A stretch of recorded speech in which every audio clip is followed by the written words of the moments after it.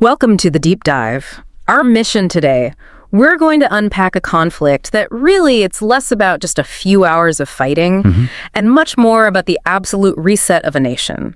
We are diving into 1066, specifically the Battle of Hastings. It's a date many of you know, but the details reveal this incredible story, sheer physical endurance, tactical brilliance, and maybe some catastrophic bad luck too. Yeah, and this deep dive is crucial because that battle, fought on October 14th, 1066. It wasn't just another military scrap. It was the decisive pivot point. It really kicked off the Norman Conquest of England in a way that couldn't be reversed. Right. It set the stage for, well, 1,000 years of political, cultural, even linguistic change.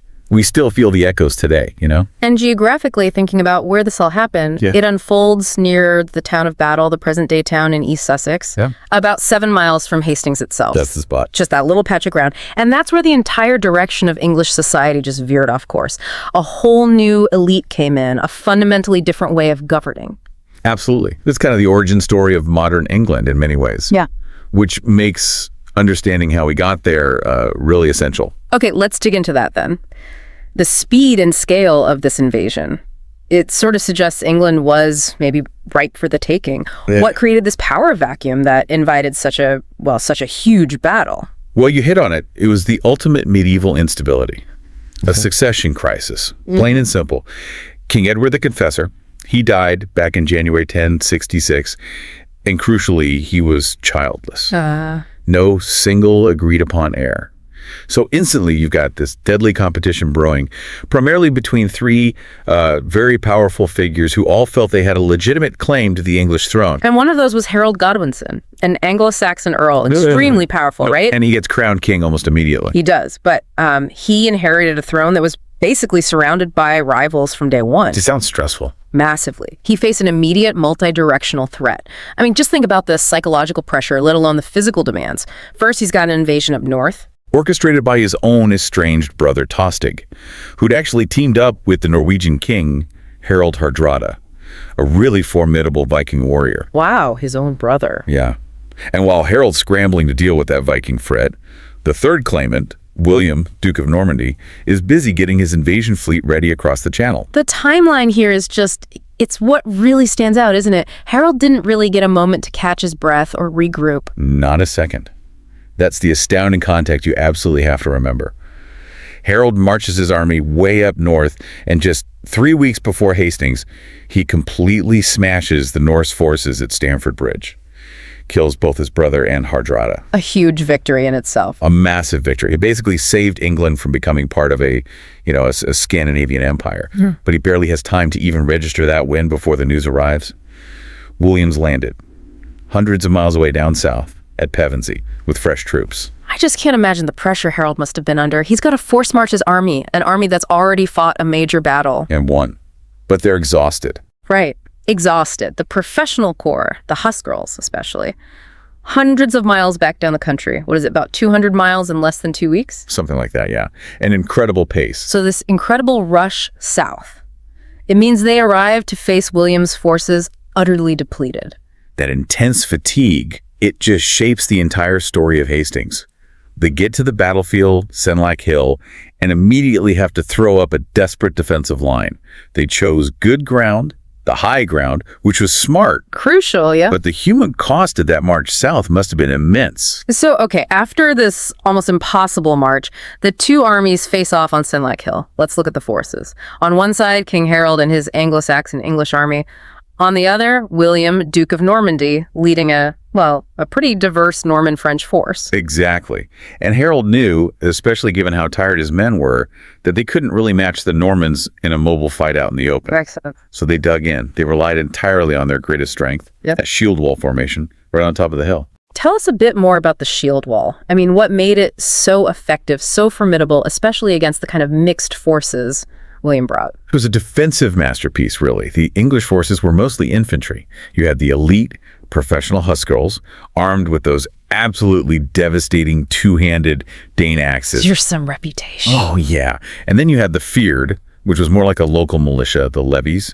The shield wall itself involved Overlapping their shields really tightly, it created this solid, almost impenetrable barrier of wood and steel. Yeah. As long as those men kept their discipline, stayed shoulder to shoulder, and crucially, stayed on that high ground. Then cavalry charges, infantry assaults, they just break against it like waves on rock. Okay. Whereas William, he brought a different kind of army, didn't he? More like a modern continental force for the time. Exactly right. William had the mixed arms that were becoming standard over in mainland Europe. He had heavy infantry, yes, but also significant numbers of archers for ranged attacks, harassing the enemy line. So softening them up. Precisely. And the game changer, really. Highly mobile, heavy cavalry. Knights. This gave him versatility. If the English shield wall was this magnificent, solid hammer, well, the Norman army was more like a Swiss army knife. Different tools for different jobs. And the sources seem to back this up, saying this difference led to, well, a long, frustrating stalemate for William initially. The battle raged pretty much all day, right? It did, yeah.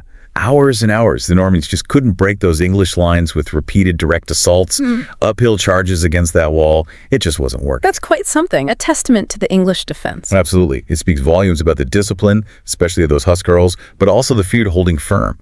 Imagine fighting for 6, maybe 7 hours, uphill, probably arrows raining down, fresh Norman troops coming at you in waves, yet you hold that wall. Incredible resilience. It forced William's hand. He had to abandon the direct approach and try something a bit more cunning, something unconventional.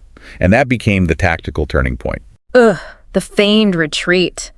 This is fascinating. It's a classic military tactic, but it feels incredibly risky. Pulling it off successfully in the heat of a massive battle like that. Oh, it was hugely risky, no question. If the retreat looked too real, or if the pursuing English somehow managed to outflank the Normans before they could turn and reform. Chaos. Total chaos. William's whole army could have just melted away. It requires incredible discipline, timing, and trust between the Norman cavalry and the infantry units involved. So why risk it then? Was William just getting desperate to break that shield wall? I think he probably felt he had no other choice. That wall just wasn't yielding to frontal attacks. So the feigned retreat, the idea was to exploit maybe the one potential weakness in the Anglo-Saxon position. Which was? Well, maybe their ingrained aggression. Yeah. Or perhaps just battle fatigue leading to poor discipline. The aim was to tempt parts of the English line, especially maybe the less disciplined fettered militia, to break ranks, to come charging down the hill chasing what looked like a fleeing enemy. Lure them off the high ground. Exactly. Get them away from that strong defensive position. And once that happens, the shield wall loses its integrity, right? It creates gaps. Precisely. Gaps appear, the structure is compromised. And that gives the Norman cavalry the opening they've been waiting for all day. They can turn around, hit the exposed English flanks on the lower slopes. Where the cavalry is much more effective. Much more effective. They can turn the chase into a slaughter, engaging the now disordered English on open ground and, systematically dismantling that previously unbreakable defense. And it worked. The English took the bait. Apparently, yes. Segments of the English line, maybe weary, maybe seeing victory within their grasp, they broke ranks and pursued. And that exposed them. The Norman heavy cavalry turned, crashed into them, and the tide began to truly turn. But here's where the day turns from a potential defeat into, utter catastrophe for the English. Even with the shield wall broken in places, the sources suggest the professional corps, the Housecarls around Harold, fought on fiercely. They did. They fought incredibly hard. The really decisive moment, the single point of failure for the whole Anglo-Saxon cause, was the death of King Harold himself. The leader falling. It was everything. The Anglo-Saxon leadership structure was so centralized around the king, especially in battle. Once Harold fell, however it happened, the army's morale, its coherence, its command structure, it just dissolved almost instantly. They went from being a fighting unit to, desperate individuals just trying to survive. And we have to mention the famous image associated with his death, the one immortalized in visual history. Yes. That's where the sources, particularly the Bayeux Tapestry, get incredibly interesting and maybe a bit debated. The arrow in the eye. That's the one. The tapestry, which is our main visual narrative, famously shows a figure, believed to be Harold, struck by an arrow near his eye. Now, modern historians debate whether that specific arrow killed him, or if he was wounded by it and then cut down immediately afterwards by Norman knights who broke through. Right, the details are murky. They are. But the symbolism and the result are crystal clear. The king was struck down, the fight went out of the English army, Those forces that could still move just scattered into the woods as dusk fell. William had won the field. And William, he didn't hang about, did he? After securing the battlefield, what were his immediate next moves to make sure this conquest actually stuck? No, he moved quickly, very calculated. He secured key strategic towns and castles nearby. But the ultimate consolidation, the real statement, came on Christmas Day, 1066, just over 2 months after the battle. What happened then? William was crowned King of England in Westminster Abbey. That wasn't just a military takeover anymore. It was the formal, religious, and political establishment of a completely new dynasty. The Norman era had begun. So, okay, we've talked about the arrow, the feigned retreat, but stepping back, what's the profound long-term impact? Why should someone listening today, 1,000 years later, really care about this one battle? Well, the scale of the change it unleashed is just difficult to overstate. If you connect this battle to the bigger picture, the Norman Conquest fundamentally restructured the political, the social, and, even the biological fabric of England. How so? Can you break that down a bit? Sure. First, the aristocracy. It was basically wiped out and replaced. Within about 20 years of Hastings, almost every single significant landholder in England was Norman, not Anglo-Saxon. Wow, that fast. That fast. The old English elite were either killed in the fighting, dispossessed of their lands, or forced into exile. This wasn't some gentle merging of cultures at the top. It was a brutal social revolution imposed from above. Okay, so a new ruling class. What else? Second, the whole system of administration changed. William brought over the fully developed Norman feudal system. This formalized land tenure, loyalty, military service in a much stricter way than under the Anglo-Saxons. It tied everything back to the king. And that led to things like the Domesday Book. Exactly. To consolidate his control and figure out exactly what he'd conquered and how to tax it, William commissioned the Domesday Book in 1085. It was basically this incredibly detailed inventory of his new kingdom. Unprecedented, really. And the change that maybe touches us most directly today? The English language itself. Oh, absolutely. That's a huge one. Yeah. For the next, 3 centuries or so, Norman French became the language of the royal court, of law, of government, of high culture. Old English didn't disappear. The ordinary people, the peasants, kept speaking it, but it stopped being the language of power and prestige. So they coexisted? They coexisted and they merged. This blend created Middle English, the language of Chaucer. It's fundamentally Germanic in its grammar, like Old English, but it's absolutely saturated with French and Latin vocabulary brought in by the Normans. Can you give an example? Well, think about words for government and law. Liberty, justice, parliament, government itself, all Norman French imports. They show you who was running things and talking about those concepts. Even simple food terms show the divide.